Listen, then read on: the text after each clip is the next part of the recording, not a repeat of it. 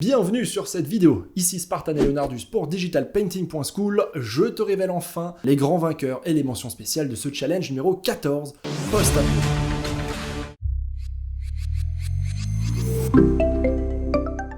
Déjà pour te rappeler ce que c'est et les points clés importants, Leonardus va nous remettre notre petit trailer hollywoodien.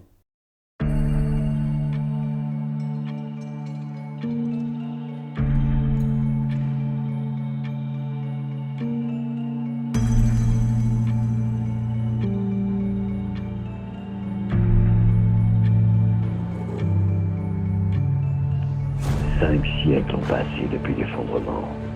L'humanité a survécu, mais qu'est-elle devenue? Un nouvel espoir est là. Digital Painting School présente son 14e grand challenge post-apo. À toi d'imaginer les concepts art de cette nouvelle licence fictive se plaçant dans un univers post-apocalyptique. Suis le brief complet, avec au choix 7 personnages, 6 environnements et 5 créatures. Tu peux réaliser jusqu'à 3 participations et il y a 11 000 € de lot environ à gagner. Un jury de professionnels départagera les artistes avec en invité Dofresh, aussi connu sous le nom de Ronan Le Fur, concept artiste et illustrateur de renom. Tu as du 14 mars au 14 mai 2022.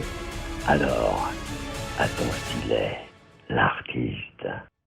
Alors ce challenge, c'était pas mal de nouveautés. Un fonctionnement et un thème qui sont assez différents, avec notamment un univers entier qui a été décrit en texte et des descriptions qu'il faut choisir pour ces concept art. Et bien sûr, il faut suivre ces descriptions pour que ça reste cohérent. Comme tu le vois, chacun des 7 personnages, 6 environnements et 5 créatures avaient leur petite description, avec une vraie cohérence dans l'univers, avec des factions, des liens entre elles, etc. La grande question pour moi, c'était de savoir si les membres allaient accrocher ou pas. C'était aussi, sur le site, un nouveau système d'envoi de participation et la possibilité pour les formateurs de DPS de participer de manière séparée, sans être en concurrence avec les autres participants. Le bilan ? Eh ben, après 2 mois entiers pour participer, 854 participations au total.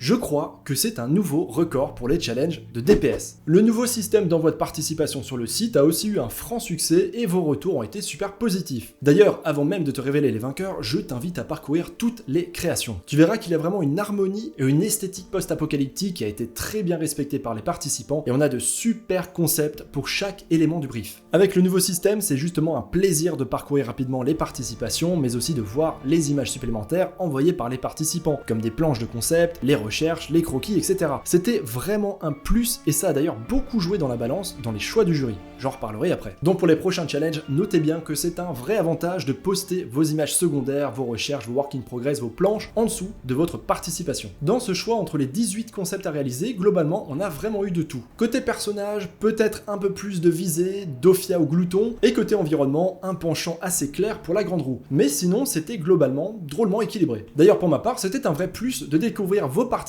pour ce challenge, puisqu'ayant écrit l'univers et les descriptions du brief, j'avais forcément en tête une image pour chacun de ces concepts. Et c'était super de confronter vos visions à ce que j'imaginais au départ. Et j'ai eu quelques très agréables surprises, des concepts et des trucs auxquels j'aurais jamais pensé, donc bravo à vous. Le jury s'est vraiment pris une belle claque. D'ailleurs, notre invité Ronan, alias Dofresh, a été surpris plusieurs fois par le niveau des participations et il a même avoué qu'il allait suivre à titre personnel certains des artistes qui ont participé. D'ailleurs, je te représente rapidement le jury.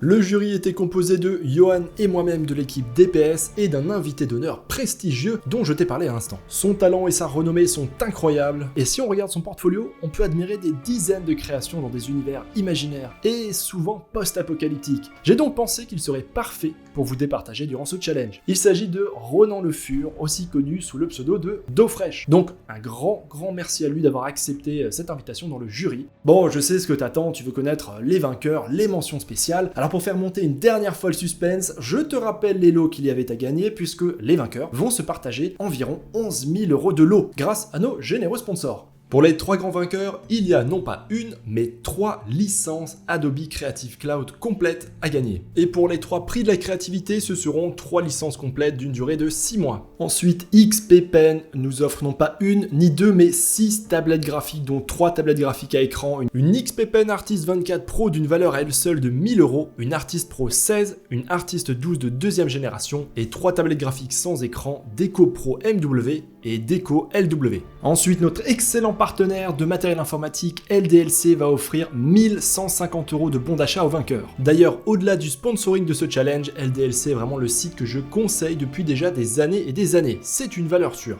Ensuite, accroche-toi bien, c'est Logitech qui a rejoint la liste des sponsors et qui va offrir plus de 800 € de très beau matériel aux vainqueurs. Donc là, on aura des casques G435 et G335, des souris G305, un clavier G413 et une Streamcam. Et ce n'est pas tout, Matisseo rejoint également la liste des sponsors. Il s'agit d'un imprimeur en ligne de tirage d'art et de livres photos. Donc si jamais tu as besoin d'un artbook ou de faire des tirages de tes créations, pense à Matisseo. En tout cas, il nous offre généreusement plus de 800 € de lot avec pour chacun des 6 vainqueurs un livre photo dans différents formats, ainsi qu'un livre un jour, une photo. Ça sent les beaux artbooks. Il y aura ensuite 2 sacoches pour artistes de très haute qualité de la marque Etcher, ainsi qu'un sketchbook accordéon. Ensuite, le formateur Olivier Cracus offrira 2 livres brochés Photoshop CC pour PC et Mac, ainsi que 3 formations complètes sur Photoshop. Et il y aura encore des packs de magazine Be-Artist à gagner, et enfin non pas 1, ni 2, ni 3, mais 4 gros cours à gagner sur digitalpainting.school. Il y aura 2 parties au choix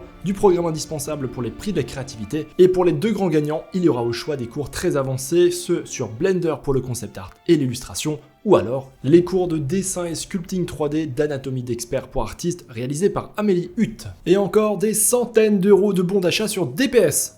Merci à nos généreux sponsors de nous accompagner et d'investir dans votre créativité et votre talent. Donc un grand merci à Adobe, à XP Pen, à LDLC, à Logitech et à Matisseo, à Etcher, à Olivier Cracus et à Oracom pour ces magazines.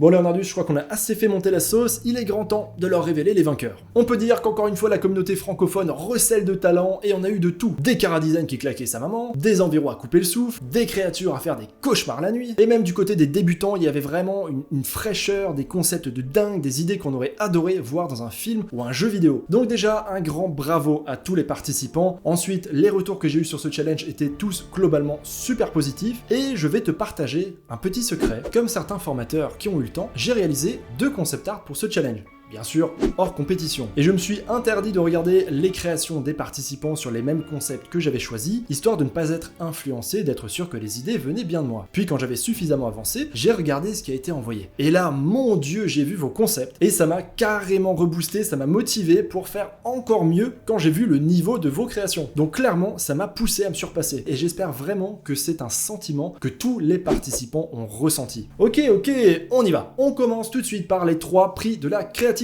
Je rappelle de quoi il s'agit. Les prix de la créativité sont là pour récompenser les créations d'artistes qui vont plutôt être débutants, donc on a complètement laissé de côté la beauté de l'image, tout l'aspect technique, pour se concentrer uniquement sur 2 choses, la créativité et les idées qui ont été proposées, quelle était l'histoire qu'a essayé de raconter l'artiste, et deuxièmement, les efforts qui ont été fournis. Et comme d'habitude, niveau créativité, on n'a pas été déçus. Leonardus, tu peux lancer les roulements de tambour pour le 3e prix de la créativité. Le 3e prix de la créativité a été décerné à Honeydale pour son Dragon d'eau. Bravo à toi pour ton concept art qui a su nous toucher par son originalité, ou plutôt par sa mise en scène, le fait qu'on ait cette petite créature qui vient comme ça saluer le personnage dans sa main. On a justement bien aimé ton idée, que ce soit une sorte de rituel, etc. Donc c'était vraiment bien pensé, c'était touchant. Et puis sincèrement, cher spectateur, regarde-moi la tête de cette petite créature. Forcément, on pouvait pas résister. D'ailleurs au passage, je t'invite fortement à faire des fois des pauses sur cette vidéo pour lire la description des personnages, des créatures ou des environnements que tu vas voir, histoire de bien comprendre ce que les participants devaient designer, quel était le brief à respecter. Ça te permettra vraiment de mieux comprendre les choix du jury, et aussi évidemment de mieux apprécier les créations et le mérite qu'ont chaque artiste. En tout cas, bravo Honeydale, on passe maintenant au second vainqueur de la créativité. Le 2e prix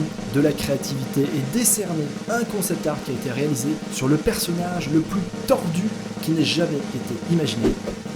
Bon, d'accord, après toi Leonardus, il s'agissait de Don Vivaldi qui a été imaginé par Death Kiss.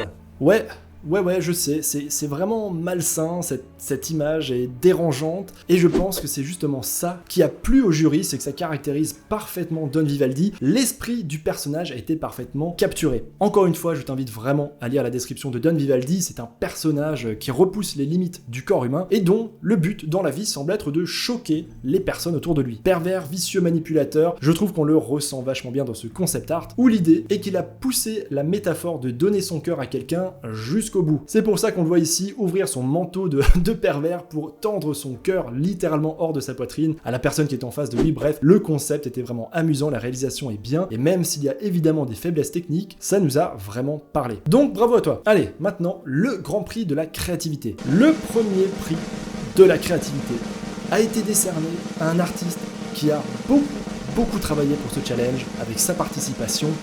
Il s'agit de GTPix, avec son personnage de Visé le Crasseux. Je ne vais pas te mentir, le jury a été plutôt bluffé par ta participation, car ce que tu as sous les yeux, cher spectateur, c'est en fait une sculpture en argile polymère qui a été intégralement sculptée et peinte par l'artiste. GTPix, tu nous as dit avoir passé à peu près 120 heures sur la sculpture et la peinture de cette figurine et on te croit sincèrement. Au passage, tu as bien fait de créer un sujet de work in progress. Comme ça, on a pu voir vraiment toutes les étapes de la conception, c'était d'autant plus intéressant. Donc là, vraiment, c'est un travail de dingue. En plus, on est toujours super content de recevoir des participations en traditionnel. Et au-delà de ça, il ne faut pas croire qu'on a sélectionné cette création pour le prix de la créativité uniquement parce que c'était fait en sculpture, en traditionnel et que c'était un petit peu différent. Au-delà de ça, le concept est vraiment créatif. Le design se tient, on est vraiment dans du post-apocalyptique, ça colle parfaitement à la description. En plus de ça, tu as dû l'imaginer à 360 degrés, sous tous les angles. C'est vraiment un travail qui est énorme, ça montre une grande créativité et en plus de ça, une technique certaine. Bref, bravo à toi.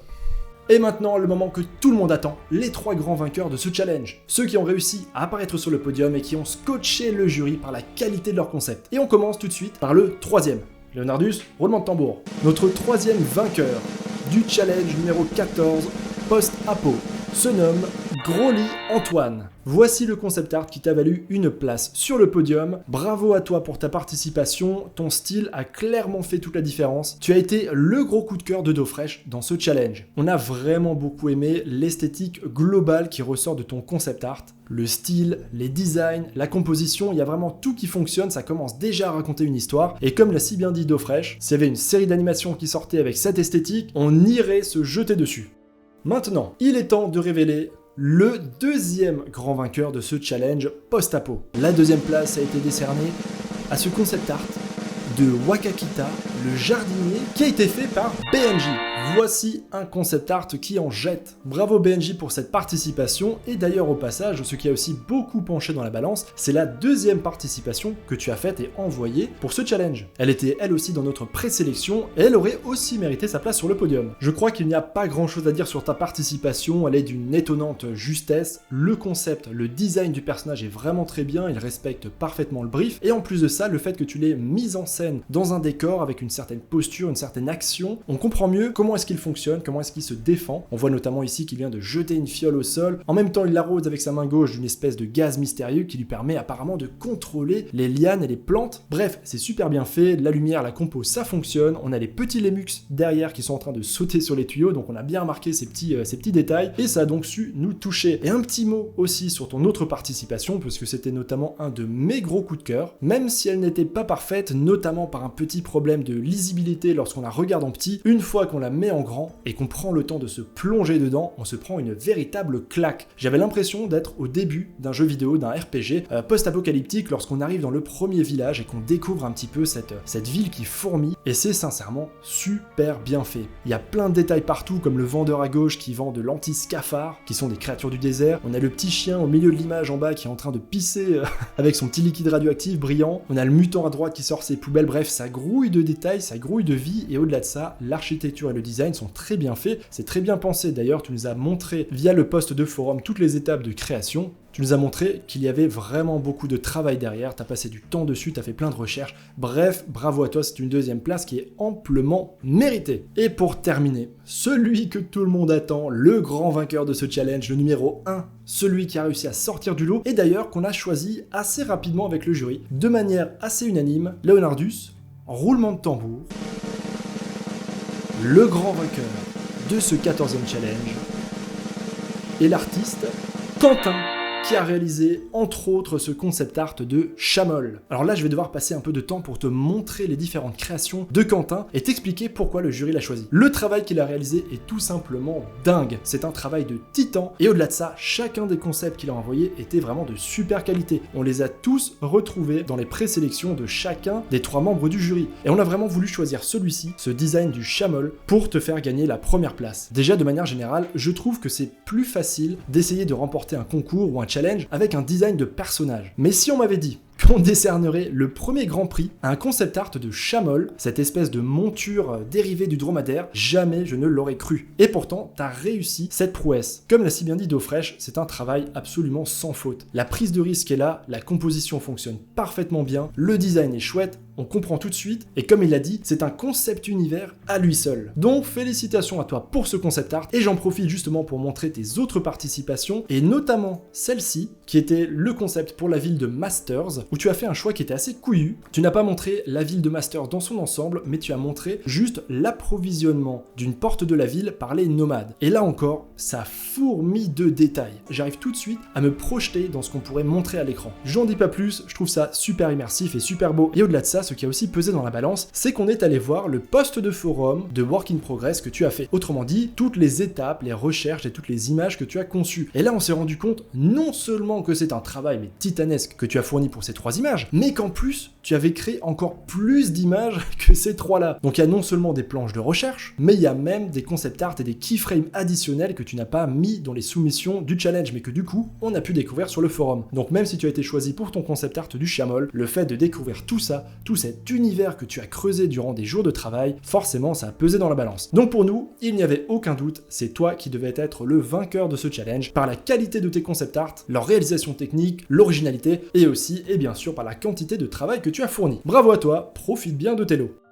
Clairement, pour chacun des vainqueurs, on aurait pu vous faire confiance les yeux fermés pour designer tout cet univers si vraiment on voulait en faire un jeu vidéo, un film ou une série. Maintenant, je te montre les mentions spéciales. Et je tiens tout de suite à préciser, car c'est très important, que les premières mentions spéciales que je vais te montrer ne sont pas passées loin du tout du podium et sont pour certaines de qualité égale à ce qu'on a mis dans le top 3. Seulement, il fallait faire un choix, on pouvait pas toutes les mettre, même si certaines étaient vraiment à un niveau égal. Ça s'est joué à beaucoup de délibérations, à des concessions qui ont été faites, et forcément, un jury différent aurait sûrement choisi un podium un peu différent. Tout ça pour dire que leur qualité était vraiment très élevée et qu'elles n'ont pas grand chose à envier à ce top 3. Alors c'est parti pour ces mentions honorables. Le premier que j'ai envie de citer en mention honorable, celui qui est passé à ça d'être dans le top 3 après de très longues délibérations, c'est Corey Kamesis. Tu as réalisé 2 concept art qui étaient vraiment d'un niveau époustouflant, que ce soit techniquement ou que ce soit en termes de détails que tu as ajoutés, et particulièrement ton concept de viser le crasseux qui est passé à ça d'être 2e ou 3e du podium. Ça s'est joué à pas grand chose, notamment à quelques petites erreurs dans l'image, mais sinon on a été épatés. Et pareil pour ta deuxième participation qui était tout simplement magnifique, mais le jury lui a reproché d'être un petit peu trop commune. On a pensé que c'était un concept qui aurait pu être dans n'importe quel univers de science-fiction, par exemple Cyberpunk 2077, et on ressentait pas assez le côté dystopique post-apocalyptique. En tout cas, merci pour ta participation et bravo de nous avoir mis une telle claque. Ensuite, on avait Jean-Phi, qui était d'ailleurs un ancien élève du programme indispensable, avec son concept art du Fauvar, cette créature sanguinaire qui habite dans les montagnes des guerriers. Le concept de la créature était vraiment très cool, de même que la lumière, la mise en scène, le dynamisme. C'est juste dommage qu'on ne lisait pas un peu mieux le corps de la créature. Le suivant, c'est Morgan Marcadet, avec son village crasseux qui est parfaitement rendu. C'est très réaliste, c'est bourré de détails et surtout on se rend bien compte combien il a l'air de faire chaud et combien l'atmosphère semble étouffante et sale dans cette ville. Super concept art. Ensuite, c'est le concept art de Dofia, réalisé par Indy, qui a vraiment beaucoup plu au jury. En plus d'avoir un super design ou une très bonne pose, il y a vraiment quelque chose qui se dégage du regard de ton personnage. Et ça, c'est assez rare à réussir dans un digital painting. Ensuite, parmi ceux qui ne sont pas passés loin, il y a aussi JL avec ses 3 planches de concept pour les personnages de Visée, Dofia et Chaser. DoFresh avait beaucoup apprécié ton concept sur Dofia. Pour ma part, j'avais beaucoup aimé celui de Chaser, notamment le design de son bras. Donc là, il y a vraiment un trait qui est super maîtrisé, l'anatomie était forcément super juste, ce sont des chara-design super solides. Et ensuite, pour la mention suivante, c'est encore un concept art pour le personnage de Dofia qui vous a beaucoup inspiré. Il s'agit de celui de Hariko. Sans déconner, ton design était excellent. Là, on est sur du concept art de haut vol et la seule chose qui a vraiment desservi ton concept, c'est le choix de la pose. Malheureusement, le placement notamment du bras droit empêche complètement une bonne lecture du personnage. Et au-delà de ça, le fond blanc n'est pas non plus la meilleure présentation face à ce qui a été produit en tout cas par les autres participants. Sans ces petits problèmes, tu aurais pu être sur le podium. Ensuite, c'est ce concept art du jardin réalisé par Anon GMI qui a beaucoup plu au jury. Alors certes, techniquement, c'est un petit peu en dessous des autres participations, mais par contre, côté concept, c'est un régal. Et surtout, t'as choisi un sujet qui est vraiment pas facile et la composition marche bien, le concept aussi, la lumière, bref, c'est super encourageant pour la suite. On voulait te desservir une mention spéciale.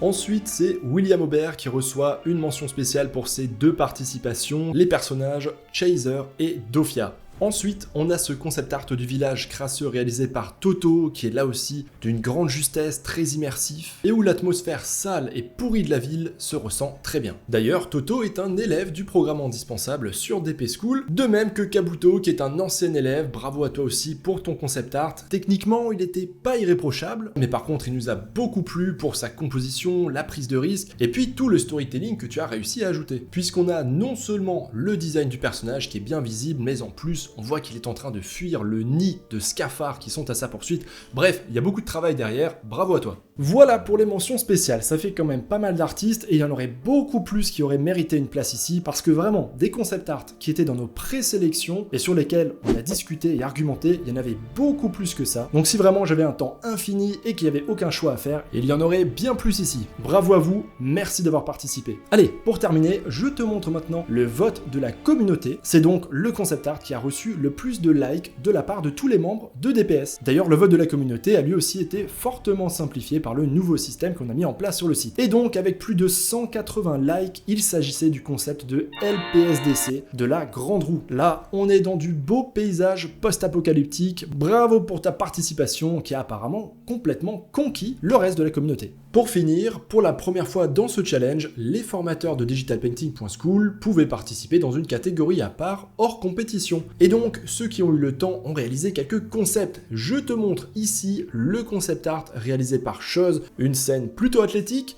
Et ici, nous avons un concept art de Chamol et de son convoi réalisé par Jake. Pour ma part, j'ai aussi pris le temps de participer en réalisant 2 concept art. Je l'ai dit au début de la vidéo, je te les montre rapidement. Il y a ici un concept d'environnement pour la Grande Roue et ensuite un concept art pour la montagne des guerriers. D'après le brief, c'est ici qu'a lieu le dangereux rituel des guerriers de l'eau. Ils doivent survivre dans cette montagne sans armes, sans équipement, et le début de cette épreuve se tient à l'entrée de la montagne, via cette fissure lugubre et pas vraiment invitante. J'espère en tout cas que ça te plaira. N'hésite pas à me dire en commentaire ce que tu en penses.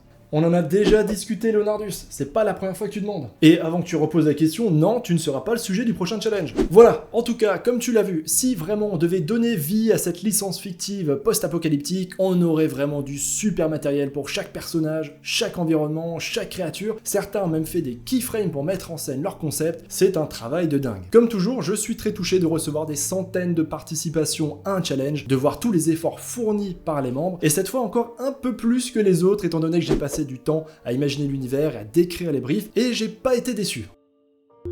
Les remerciements, je Spartan.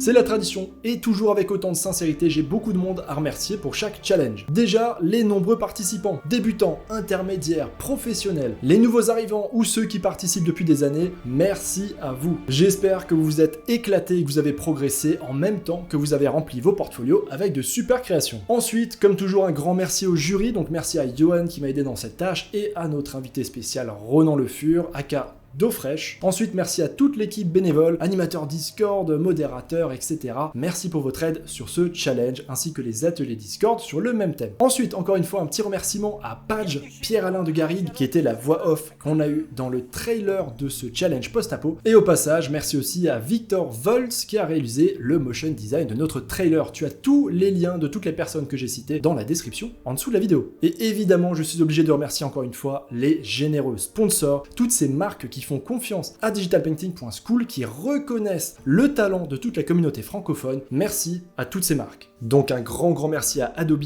à XPpen, à LDLC, à Logitech et à Matiseo, à Etcher, à Olivier Cracus et à Oracom pour ces magazines. Le prochain challenge sera probablement lancé après la rentrée. Tu as le temps d'affiner tes compétences d'ici là. Pour finir, je te passe maintenant toutes les participations qui ont été soumises à ce challenge et pour le mot de la fin, merci à tous d'avoir participé à cette aventure. À bientôt.